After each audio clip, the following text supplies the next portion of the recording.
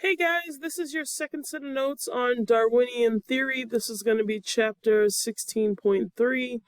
And if you wanted a book reference, that is going to be pages 386 to 389. So let's get into it. So let's talk about Darwin's updated theory. Discoveries since Darwin's time, especially in genetics, have been added to his theory to explain the evolution of species, right? So Darwin did all of this work, and then obviously time went by and other scientists did more work. And then we have combined all of Darwin's ideas with some of the new ideas that have come up. But there are still some things that remain without an answer. First one is, can individuals evolve? Is evolution survival of the fittest? And of course, is evolution predictable? So let's talk about some terms. So the first one is going to be microevolution. In microevolution, we're going to be looking at 5 different processes, okay? And this is in relation to inherited traits that change over time. So the first one is going to be natural selection.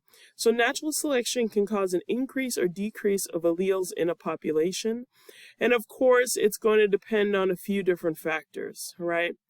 In this graphic right here, it talks about variation, where there is going to be a genetic variation within a population that can be inherited.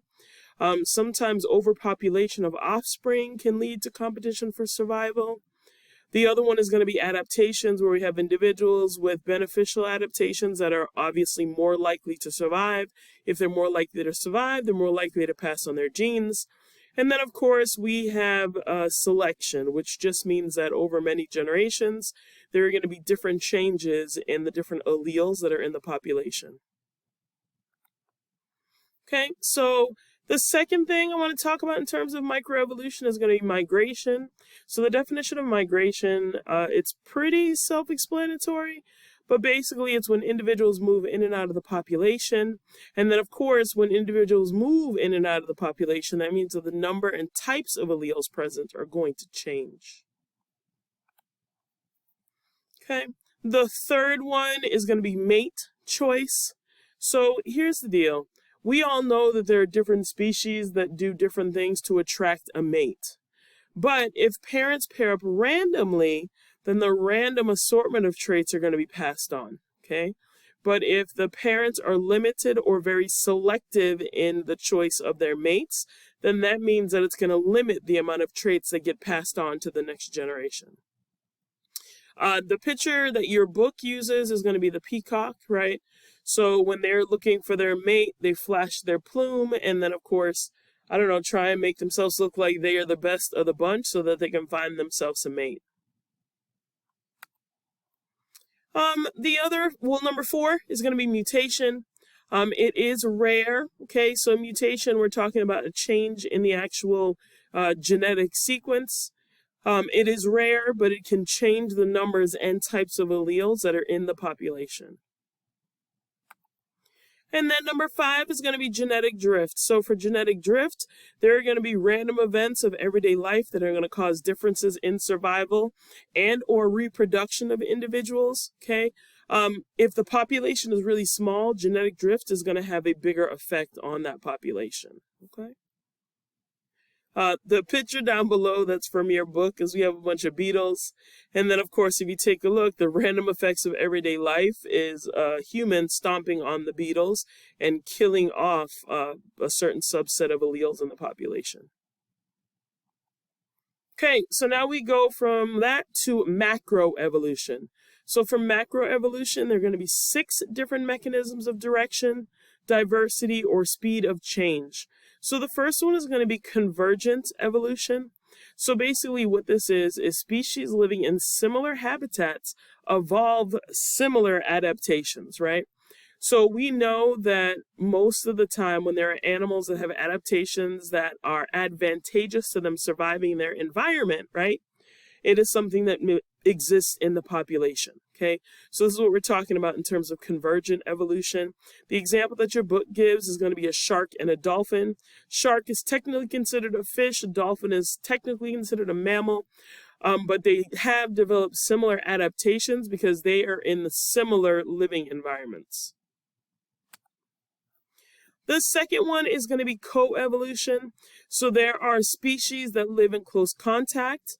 They often have clear adaptations to one another's existence, meaning that essentially their adaptations depend on each other. The third is going to be adaptive radiation. So over time, a species could split into 2 or more lines of descendants, and one species could give rise to many different species. Okay, the way that this affects the environment is this process is going to speed up when new species enters an environment with few other species. Okay, the example that's in your book is going to be the finch, and depending on what they were eating, change their bill size, right? This is what we would call adaptive radiation. The one that is pretty familiar to everybody else, this is number 4. This is going to be extinction. Basically, all members of the species die.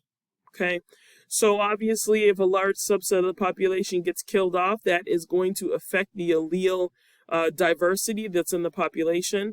The big example that your book gives is going to be the dinosaurs. Number 5 is going to be gradualism. So basically what is going on here is there are large-scale changes that happen at a slow and gradual pace. Okay, the example that the book gives is going to be this butterfly. Right, over time, there were certain adaptations that the butterfly developed, but it took a long time for it to happen.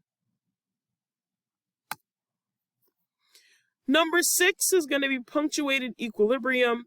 There are some scientists that argue that species remain stable for a very long period of time, and then all of a sudden there is some major change in the environment, and then it causes a sudden change due to those environmental pressures.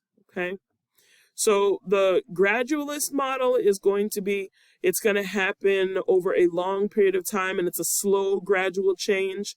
Punctuated equilibrium is we remain stable for a fairly long amount of time, and then all of a sudden there is some sudden change in the environment, and due to those pressures, now we have a very fast change. Okay, that is the end of your 16.3 notes. I hope that was helpful. I will upload some videos for you that kind of explain some of the concepts just so you guys can have a better idea, all right? Okay, bye.